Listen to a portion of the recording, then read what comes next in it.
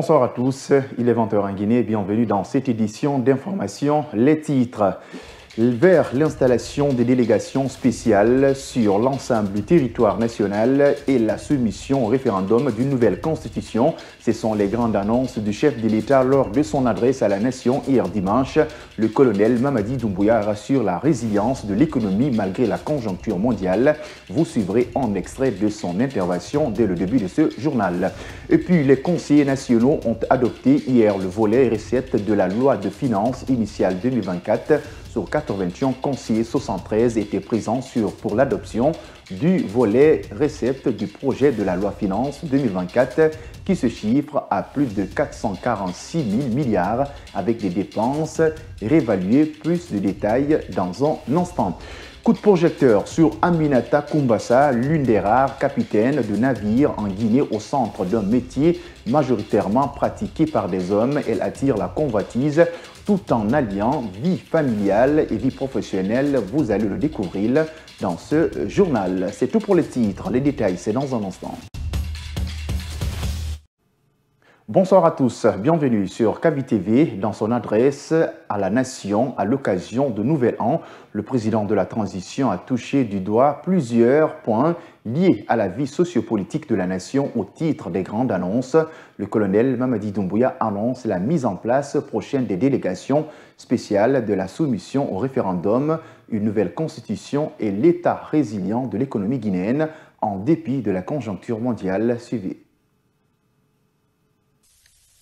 Le mandat des conseils communaux étant arrivé à terme dès le premier trimestre de l'année 2024, des délégations spéciales seront mises en place sur toute l'étendue du territoire national pour poursuivre les efforts considérables de retour à l'ordre constitutionnel par l'organisation des élections libres, démocratiques et transparentes de la base au sommet en respectant les 10 points du chronogramme de la transition.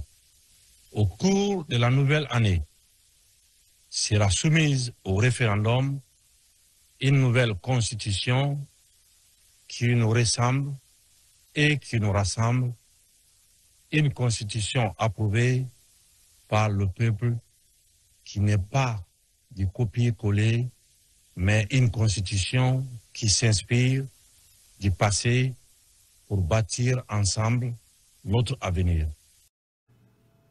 Le gouvernement guinéen a été doté d'une loi budgétaire à exécuter pour 2024. Cela a été possible grâce au Conseil national de la transition CNT qui a adopté hier dimanche le volet dépenses de la loi de finances initiale 2024. Le budget général a donc été adopté alors que les dépenses d'investissement de 2023 n'ont pas été totalement exécutées, révèle le Conseil national de la transition Soubaïlo Baldé.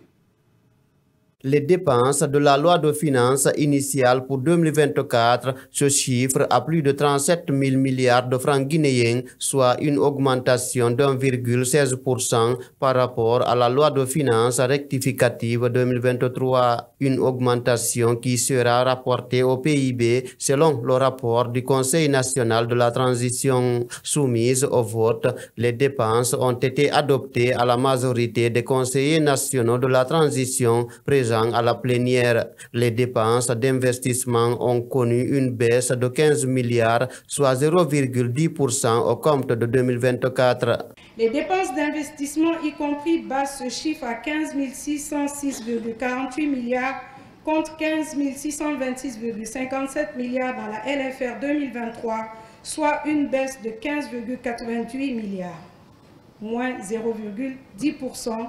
Elles représentent 41,5% des dépenses totales et sont financées à hauteur de 51,26% sur ressources intérieures et 48,74% sur ressources extérieures, contre respectivement 53,17% et 46,83% en 2023. La diminution des dépenses d'investissement a été accordée à l'État guinéen alors que celles de 2023 ont souffert d'exécution au niveau de plusieurs départements ministériels. De cette analyse, il découle les constats suivants. Une grande disparité entre les taux d'exécution des départements, qui sont pourtant tous soumis au même code de passation des marchés publics. 21 départements sur 34, soit plus de la moitié, ont un taux d'exécution inférieur à l'objectif minimum annuel qui est de 75%. Ce qui affecte le niveau d'exécution globale des dépenses d'investissement. Par conséquent, le CNT invite le gouvernement à améliorer considérablement le niveau global des dépenses d'investissement en vue d'assurer un développement durable. L'adoption de la loi de finances initiale permet au gouvernement de légalement exécuter son budget prévisionnel en 2024 pour un développement en faveur des populations. Le rapport présenté par le Conseil national de la transition a énuméré les départements ministériels pour expliquer le niveau d'exécution de leur budget de 2023. Dans cette classification, le secrétaire général du gouvernement a le plus bas taux et la présidence de la République le plus grand taux d'exécution. Fatoumata Kamara, rapporteuse générale du CNT, est au micro dans Soubaïlo Baldé. L'examen de ce tableau montre que le niveau d'exécution des dépenses d'investissement des 36 départements et ou institutions se présente comme suit. 10 ont un niveau d'exécution de moins de 50%, 11 ont un niveau d'exécution compris entre 50 et 75%, 16 ont un niveau d'exécution supérieur à 75%.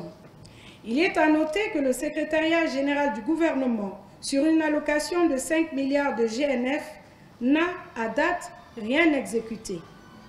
Par ailleurs, les ministères en charge du transport, soit 10,5%, des mines, 20,6%, de l'administration du territoire, 24,3%, et l'ACGP, 10,5%, ont les taux d'exécution les plus faibles. Ceux en charge de l'enseignement préuniversitaire, 89,2%, de l'économie et des finances, 93,3%, du plan, 94,1%, de la défense, 98,5%, ont les taux d'exécution les plus élevés. Quant à la présidence et à la Cour suprême, leurs taux d'exécution sont de 100%. À l'occasion du Nouvel An, le président du bloc libéral a fait une rétrospective de la conduite de la transition dirigée par le CNRD. Dr Faya Milimolo regrette le retard accusé dans l'exécution du chronogramme de la transition. Il demande par ailleurs au colonel Mamadi Doumbouya de redonner un sens à la transition Mamadou Tanouba. C'est devenu une habitude depuis la création de son parti politique. Dr Faya Milimouno profite de chaque nouvel an pour tenir un discours d'adresse à la nation. Le président du bloc libéral, après avoir constaté une persistance du déséquilibre économique, a invité le colonel Mamadi Doumbouya à redonner un sens à la transition. Force est de constater que le déséquilibre en faveur de la majorité de la population guinéenne persiste. Cela après plus de 2 ans d'une gouvernance qui se veut celle de refondation et de rectification. C'est pourquoi j'invite le président de la transition, le colonel Mamadi Doumbouya, à reprendre de l'initiative en vue de redonner du sens à la refondation et à la rectification en cours.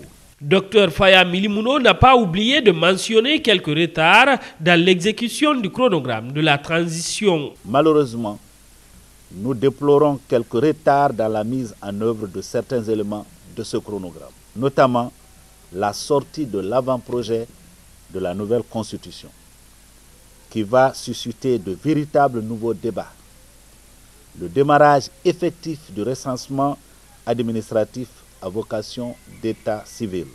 Le président du BL a invité le Premier ministre Bernard Goumou et son ministre de l'administration du territoire à la poursuite du dialogue inter-guinéen. Inviter les autorités guinéennes, notamment le Premier ministre de la transition, et le ministre de l'administration du territoire à poursuivre les efforts de dialogue entrepris en 2022. À cet égard, je les exhorte à continuer la mise en œuvre dans le temps des activités du chronogramme de la transition selon l'accord avec la CEDEAO. Faya Milimono a également exprimé ses vœux de voir l'ensemble des scrutins organisés courant 2024. L'année 2023 a été marquée par une migration massive des jeunes guinéens. C'est le constat fait par de nombreux observateurs. Le taux de chômage élevé est-il à la base de ce malheureux constat? L'insertion socio-professionnelle des jeunes peut-elle être considérée comme la solution idoine pour limiter ce phénomène qui prend de l'ampleur? Des éléments de réponse dans ce reportage de Diena Boucham. La République de Guinée, un pays à majorité jeune, peine toujours à donner une vie meilleure à la jeunesse. Les jeunes de 15 à 35 ans face au manque d'emploi et autres préfèrent prendre le chemin de l'immigration pour la recherche du bien-être, chose que le directeur général du FONIGE qualifie d'esclavage moderne. Vous savez qu'en Guinée, nous sommes 77,5% de la population jeune. Vous comprenez? C'est la nation, elle est jeune, c'est un pays jeune dans sa démographie, et des jeunes hyper intelligents, hyper doués qui sont aujourd'hui en train d'emprunter le chemin incertain de l'esclavage moderne qualifié d'immigration clandestine. Ce sont les Africains qui étaient enchaînés hier en Afrique, qui sont aujourd'hui eux-mêmes les volontaires de l'immigration. C'est aujourd'hui de l'esclavage gratuit. On n'a plus besoin d'envoyer des bateaux pour nous embarquer. On n'a plus besoin de nous enchaîner pour nous embarquer. Tous ceux qui peuvent avoir 10 millions, 15 millions, 20 millions, 100 millions, on mobilise les ressources des ménages, on finance un seul jeune pour aller passer par le Nicaragua et passer par d'autres voies, et aller rentrer dans un pays américain dans lequel aujourd'hui il y a beaucoup de difficultés. Beaucoup de difficultés. Ceux qui arrivent en 2023, leur premier rendez-vous quelquefois c'est en 2026. Pour pallier à cette pratique, Abdourahmane Baldé propose l'entrepreneuriat comme solution. Il a déjà fait des propositions au CNT pour pouvoir financer les futurs entrepreneurs qui sont à l'attente. Nous avons proposé à ce que le CNT accepte au moins d'attribuer 1 milliard par préfecture. Ça fait 33 milliards. J'espère que nous serons entendus pour que les jeunes qui attendent dans les quartiers et qui ont pourtant de belles idées, de très belles initiatives, puissent être accompagnés. En espérant que cette nouvelle année 2024 soit différente, il appelle tous les jeunes à se tourner vers le FONIGE pour accompagner leurs projets. Les femmes ont-elles compris qu'elles sont aujourd'hui un levier incontournable dans le développement socio-économique de la Guinée, même si leur participation dans certains domaines reste limitée? Elles sont nombreuses à se frayer un chemin dans les métiers parfois attribués aux hommes. C'est le cas de Aminata Koumbassa, l'une des rares pilotes de bateaux en Guinée, animée d'une conviction inébranlable, rien ne l'arrête. Dans l'atteinte de ses objectifs, une traversée vers les îles de l'Os sous les commandements du capitaine Aminata Koumbassa. C'est un reportage de Mariama Bouibali. Elle est sur pied depuis 7 heures du matin. Aminata Koumbassa procède au dernier réglage avant de mettre les voiles. Pour son second voyage, elle veille aux moindres détails. Aujourd'hui, les dispositifs sont prises et moi, je m'ai affecté à Soro. À 32 ans, capitaine Koumbassa est l'une des rares notonnières en République de Guinée. À la société navale, elle est même la seule femme à assurer la navette entre Conakry et les îles de l'Os. Mais si la jeune femme se sent très bien aux commandes de son navire, son parcours a été émaillé d'embûches. Moi, quand j'ai fait le bac en 2007, c'était un bac unique. Et j'ai pas eu, donc j'ai eu directement l'amour de faire la navigation. J'ai commencé à faire la pratique en 2011-2012 à la CBG. Après l'école, je suis partie faire les stages à la CBG.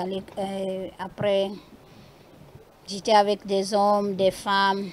Ça n'a pas été facile, c'est un métier très difficile parce que c'est des hommes Je suis toujours avec des hommes, mais alhamdoulilah, j'ai affronté. Mariée et mère d'une petite fille, Aminata Kumbassa, malgré les difficultés, a le don de concilier travail et vie de famille. Mon mari travaille dans une autre société aussi. Il est officier à bord d'un navire. Et moi, je suis officier parce que moi, je fais le journalier. Je passe toute la journée à travailler. La nuit, je descends. Maintenant, les week-ends, je prépare. Je mets la sauce parce qu'on n'est pas nombreux. Je suis seulement avec mon enfant, mon mari et un de mes frères. Un courage qui force l'admiration de ses collègues masculins. Pour son directeur de l'exploitation, Aminata se débrouille aussi bien que les hommes. Moi, je l'ai pratiqué pendant plus de 10 ans. Elle a commencé avec nous ici. Et elle est courageuse, battante et compétente parce qu'elle a les deux qualités que j'apprécie en elle. Déjà, c'est le courage et la persévérance. Chaque fois elle vient vers moi, moi je dis il faut être courageuse. Parce que travailler aussi avec les hommes, c'est aussi un défi à relever. Elle est avec les hommes. Elle est en train de se battre pour prouver à ces hommes-là qu'elle peut faire comme eux, voire même plus qu'eux. Avec 10 années d'expérience dans le domaine de la navigation, Aminata Kumbassa n'est pas prête à rendre le tablier. Il faut croire que le mal de mer et les conditions climatiques parfois défavorables n'effraient plus notre capitaine. Consolider la paix et promouvoir le vivre ensemble pour un développement durable à travers le sport est bien possible. En tout cas, c'est la stratégie de la jeunesse de la préfecture de Guéguédou chaque week-end. Elle se retrouve autour d'un marathon pour discuter et échanger sur les problèmes de leur ville afin de trouver une solution permettant à Guéguédou de retrouver sa place, datant Lansana Fofana, reportage. 23 ans après l'agression rebelle, la préfecture de Guéguédou a toujours du mal à se relever. Désormais, l'heure n'est plus aux lamentations dans cette ville. La jeunesse se mobilise comme un seul homme pour le retour de Guéguédou dans ses moments de gloire. Ils ont installé une quête de solidarité aujourd'hui qui passe quartier par quartier dans l'intérêt supérieur de la nation, surtout de Guéguédou. À travers ce marathon, elle part s'armer de beaucoup d'énergie et de force afin d'atteindre le bout du tunnel.